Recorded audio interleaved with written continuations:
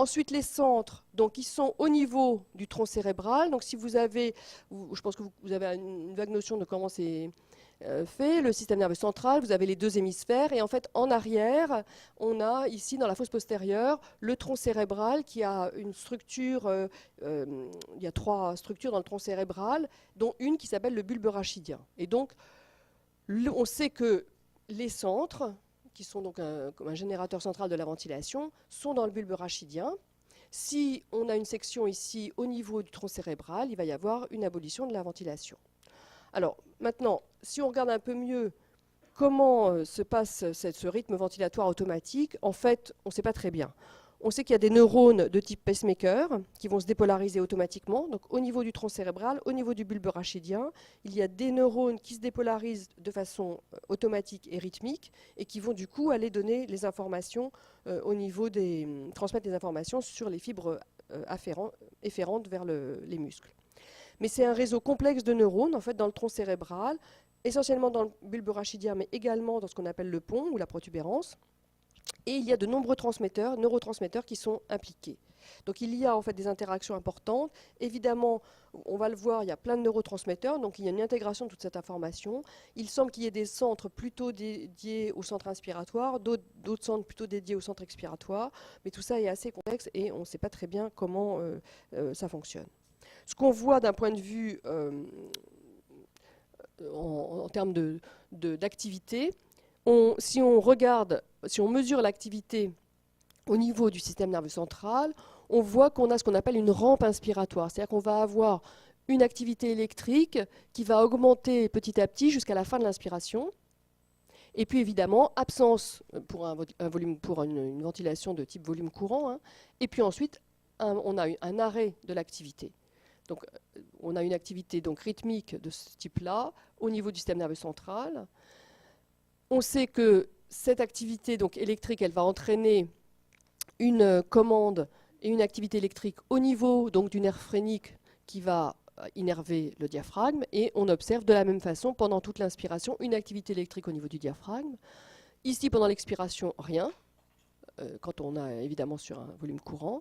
Et cette activité électrique au niveau du diaphragme, qui entraîne donc une contraction diaphragmatique, si on regarde en termes de volume, évidemment, on a une augmentation du volume et puis un passage de flux dans les voies aériennes. D'accord ? Et donc maintenant, on va parler des récepteurs. Alors, les récepteurs, c'est le même schéma que tout à l'heure. On est au niveau du système nerveux central. Ici, vous voyez cette grosse patate, là, c'est censé représenter les centres. Et on regarde les récepteurs. Alors on en a plusieurs. Nous, ce qui nous intéresse, c'est ceux qui sont situés au niveau du système nerveux central, donc ce qu'on appelle c'est soit chimiorécepteurs, soit chémorécepteurs, c'est la même chose.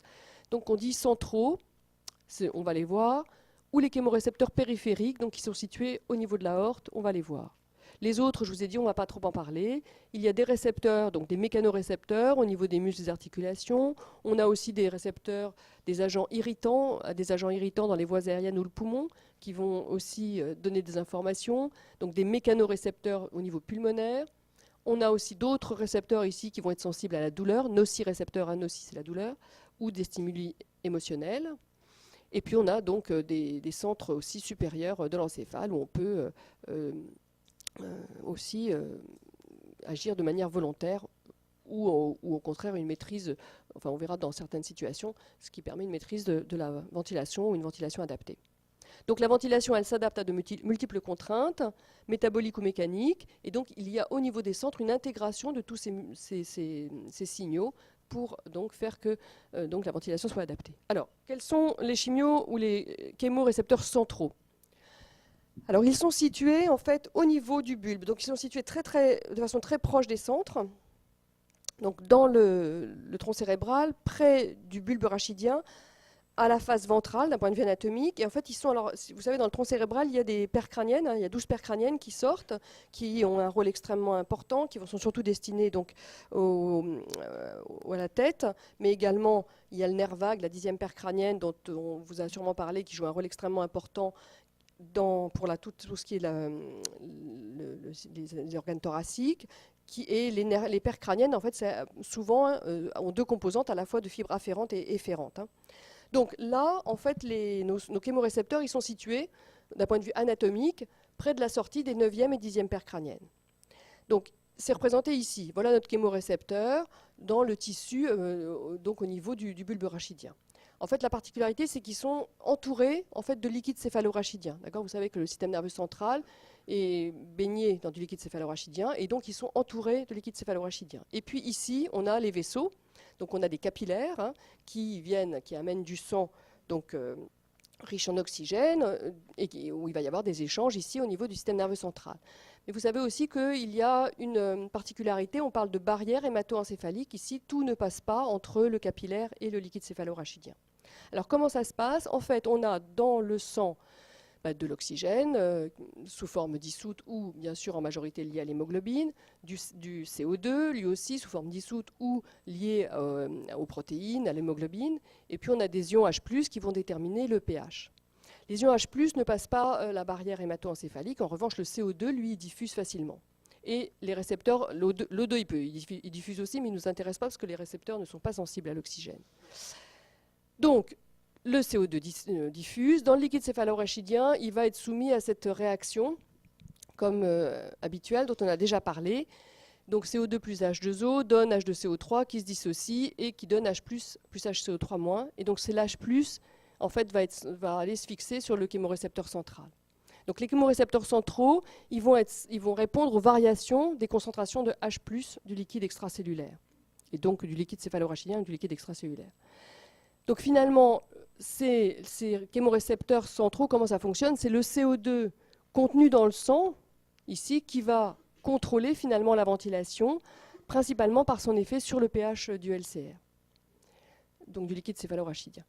Et là, le chémorécepteur central, s'il est stimulé, il va aller donner des informations au centre du contrôle respiratoire. Et évidemment, s'il est stimulé, ça veut dire qu'en fait, il y a une augmentation du CO2, augmentation de l'H+, et donc augmentation au final de la ventilation. D'accord ? Donc c'est s'il y a une augmentation de la PCO2 qu'il va y avoir une stimulation des chémorécepteurs centraux et une augmentation de la ventilation. Donc on dit qu'en fait, ils sont sensibles à la fois au CO2 et à l'H+. Ce n'est pas tout à fait juste, ils sont sensibles, eux, à l'H+, mais en fait, c'est le CO2 qui augmente dans le sang et qui va finalement faire qu'il y ait une stimulation de ces chémorécepteurs. Pour ce qui est des chémorécepteurs périphériques, eux, ils sont situés au niveau de l'aorte et au niveau des carotides. Donc ils sont situés au niveau de la crosse de l'aorte, ici, au-dessus et en dessous là, de la crosse de l'aorte, et puis au niveau de la bifurcation des artères carotides communes. Au niveau donc, alors, vous avez vu la régulation de la pression artérielle précédemment, un petit peu, non, je pense. Donc, on vous a parlé des barorécepteurs, je pense. Voilà. Donc, les barorécepteurs, ils sont situés au même endroit, hein, si vous vous souvenez, mais évidemment, ce n'est pas les mêmes. D'accord ? On a des chémorécepteurs et qui, eux, sont sensibles aux variations on va le voir, PO2, PCO2, et les barorécepteurs, eux, qui sont sensibles à l'étirement, en fait, et donc sensibles aux variations de pression. Donc on a nos chémorécepteurs, on les appelle des corpuscules aussi, donc corpuscules carotidiens ou corpuscules aortiques, chémorécepteurs périphériques ou chimiorécepteurs périphériques, c'est la même chose.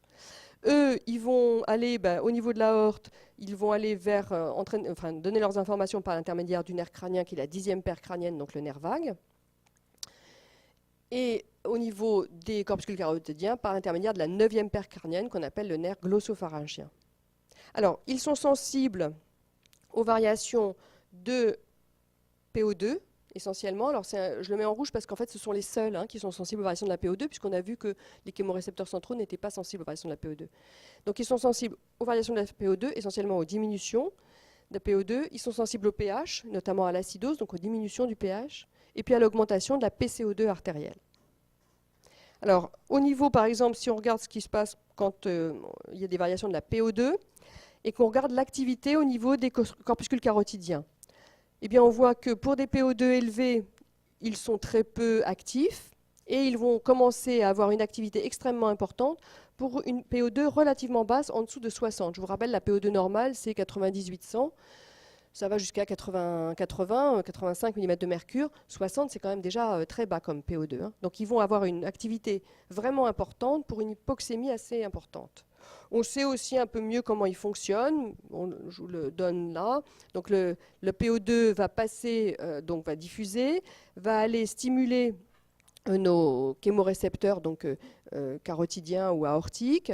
Ça correspond en fait à des canaux potassiques qui du coup vont se fermer, la cellule se dépolarise, ça fait ouvrir des canaux calcium voltage dépendants, il y a une entrée du calcium et de ce fait-là, il va y avoir une exocytose de vésicules qui contiennent de la dopamine et qui vont aller du coup stimuler donc les voies afférentes vers le système nerveux central. Donc.